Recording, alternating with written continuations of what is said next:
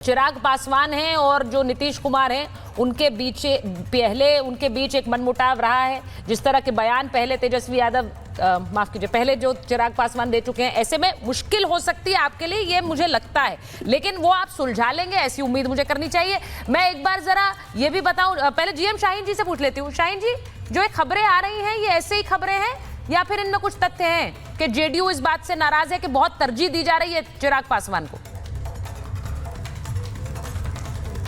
ऐसा कुछ नहीं है, बिकॉज एक फैमिली है। देखिए, हम लोग एनडीए में सरकार इलेक्शन लड़ रहे हैं और इसमें सभी लोगों ने मिलजुल के ये फैसला लिया है, जिसका भी जो है अब हमें उनसे कोई मतलब नहीं कौन क्या कहता है। हमारा लक्ष्य एक है, इलेक्शन में हम लोग जा रहे हैं और जो काम हम लोगों ने किया है एनडीए सरकार ने मिलजुल के, हम लोग उसके बदले में लोगों से वोट मांगेंगे। हमारी कोई कास्ट वाली राजनीति हमारी नहीं है। हमारी राजनीति सिंपल है। जो काम एनडीए गवर्नमेंट ने पिछले 5 सालों में किया है उसके बदले हमारी जो वोट आते हैं, और हमारा लक्ष्य है कि आरजेडी को और कांग्रेस को अपोजिशन में रखना। नवंबर दिसंबर फर्स्ट वीक सरकार एनडीए की बनेगी।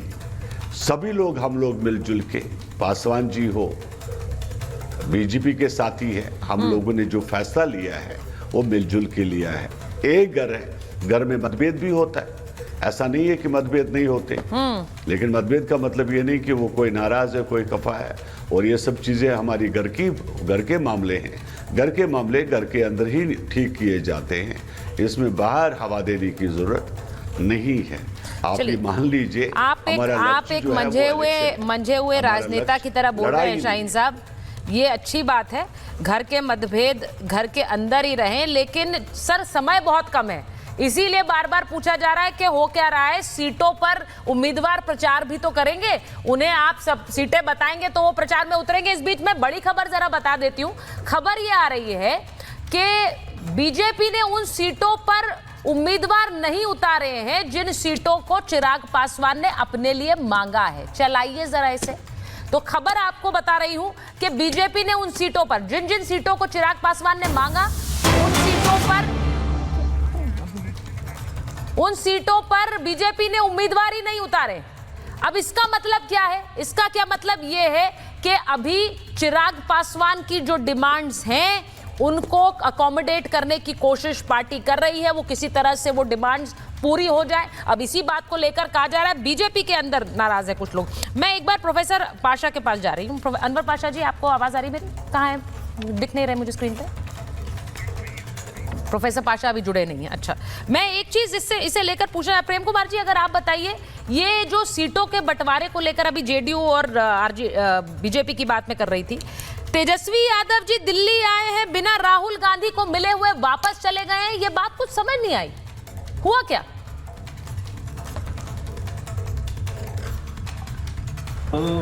देखिए, मुलाकात हुई नहीं हुई इसमें क्या है। जैसे मल्लिकार्जुन खड़गे के बारे में कि वो बीमार हैं तो मुलाकात होना संभव नहीं था। तेजस्वी यादव के साथ मुलाकात नहीं होने का कोई ना कोई टाइमिंग इशू रहा, सेम डे लौटे। मगर क्या इसका संबंध किसी नाराजगी से है? प्रश्न का मतलब तो यही है कि ये क्या नाराज होकर के नहीं मिले?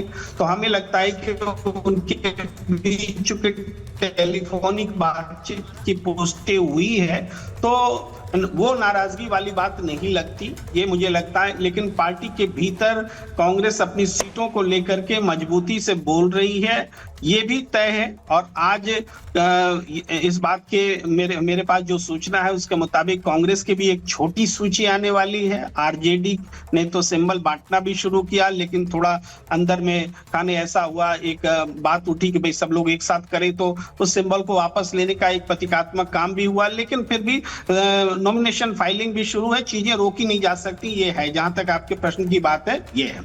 लेकिन इसका एक दूसरा पहलू मैं एक बात बोलना चाहता हूं, जो अभी आप पूछा कि अगर इस समय में प्रेम जी, अगर इस समय में आरजेडी के अब सबसे बड़े नेता लालू यादव हैं, लेकिन अभी तो मुख्यमंत्री की रेस में तेजस्वी हैं, इसलिए अगर मैं कहूं भी सबसे बड़े नेता तो गलत नहीं होगा। वो दिल्ली आते हैं ऐसे समय में जब बिहार इलेक्शंस इस वक्त सर पर है, तो वो सीटों के बारे में भी बात करने आ रहे हैं। तो राहुल गांधी क्यों नहीं मिले उनसे?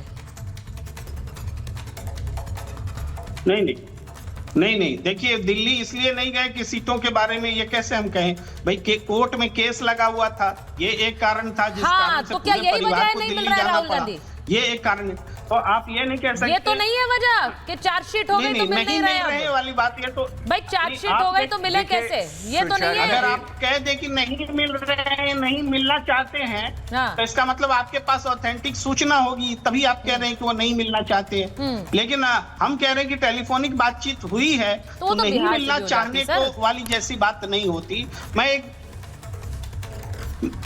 मैं अगर अपनी बात जिस साफ कर पा रहा मुद्दे हूं, पर तो सर यही मेरा कि मानना नहीं यह है, मुलाकात मेरी बात हुई, सुनिए जरा क्योंकि प्रेम दिन में जी, कोर्ट- जिस मुद्दे पर टेलीफोनिक कॉन्वर्सेशंस बार बार हो रही हैं, वो मुद्दा जब आमने सामने बैठकर बात हो सकती थी तो वो क्यों नहीं हुई? सवाल मेरा ये है। मैं नहीं जानती हूं कि उन्होंने समय दिया नहीं दिया है, लेकिन ये कहा जा रहा है कि सीट बंटवारे को लेकर खींचतान है, तो फिर आमने सामने बैठकर मुद्दा सुलझाया जा सकता था, वो ऑप्शन नहीं था।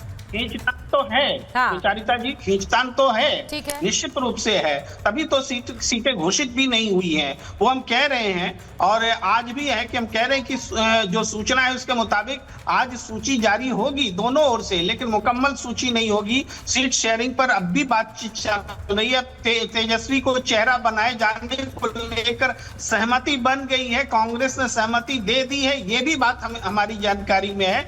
इसलिए हमें लग रहा है कि कल तक सब कुछ क्लियर हो जाएगा। ये फॉर द टाइम बिंग बात है। पर एक बात और जोड़ना चाहता था, छोटे में अगर आपकी इजाजत हो, तो ये कि जैसे एनडीए के भीतर में बदली हुई परिस्थिति क्या है कि जैसे बीजेपी के हमारे प्रवक्ता जी कह रहे हैं ना, सब कुछ ठीक है, सब कुछ ठीक हो जाएगा। बड़ा भाई ऐसे ही कहता है कि सब कुछ ठीक हो जाएगा, लेकिन जेडीयू पहले बड़ा भाई हुआ करता था। हमको कितनी टिकट देंगे, उपेंद्र कुशवाहा को कितनी टिकट देंगे, ये जेडीयू तय करता था। इस बार वो तय नहीं कर रहा है, ये बदल गई है परिस्थिति। जेडीयू सैक्रिफाइस कर सकता है, बीजेपी भी कर रही है, सीट का कर रही है, मगर जेडीयू चिराग पासवान के लिए सैक्रिफाइस करने को तैयार नहीं है। विवाद की बात इतनी सी है, चिराग के लिए नहीं छोड़ेंगे, बीजेपी के लिए हम छोड़ेंगे। मेरे पास देखिए अब आपसे मैं बात कर रही हूँ, इस दौरान एक बड़ी खबर आई है। तुहिन जी आप भी सुन लीजिए जरा, मैं बयान बता रही हूँ। जीएम शाहीन जी बैठे हुए हैं, श्याम सुंदर जी बैठे हुए हैं। चिराग पासवान पर केसी त्यागी ने तंज कसा है। वो कह रहे हैं कि स्ट्राइक रेट बताने वाले नीतीश के चलते जीते हैं, यानी कि जो स्ट्राइक रेट की बात हो रही है चिराग पासवान के, वो कह रहे हैं वो तो नीतीश के चलते जीते हैं। अब मोदी नीतीश के चलते जो जीत गए, वो अब स्ट्राइक रेट की क्या बात कर रहे हैं? तो चिराग पासवान पर अब जेडीयू के नेताओं ने हमला भी शुरू कर दिया। और केसी त्यागी बोल रहे हैं, ये कोई छोटा नेता नहीं बोल रहा है पार्टी का, केसी त्यागी बोल रहे हैं कि स्ट्राइक रेट बताने वाले मोदी नीतीश के चलते जीते हैं। अब इसका मतलब क्या है, मैं जरा इसे पूछूंगी श्याम सुंदर जी। अब देखिए आपके नेता ने तो आज उन्होंने भी इस बात पर नाराजगी जाहिर की कि नीतीश कुमार बड़े नेता हैं, उनके लिए उन्होंने भी कह दिया, उन्होंने कहा उनकी सीटें लेकर किसी और को दे देना ये तो सही नहीं होगा। इसका क्या मतलब है? यानी कि ये कुछ खटपट चल रही है। श्याम सुंदर देखिए सुचारिता जी, बहुत ज्यादा चीजों में मुझे नहीं लगता कि इसमें अभी पढ़ने की आवश्यकता है।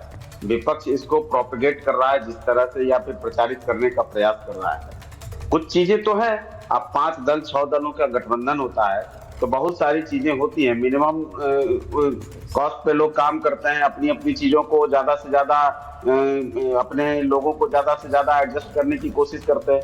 तो इसमें हर दल का अपना एक प्रयास होता है, और कोई कहीं लगता है कि कोई अप हो रहा है, कोई डाउन हो रहा है, ये चीजें चलेंगी।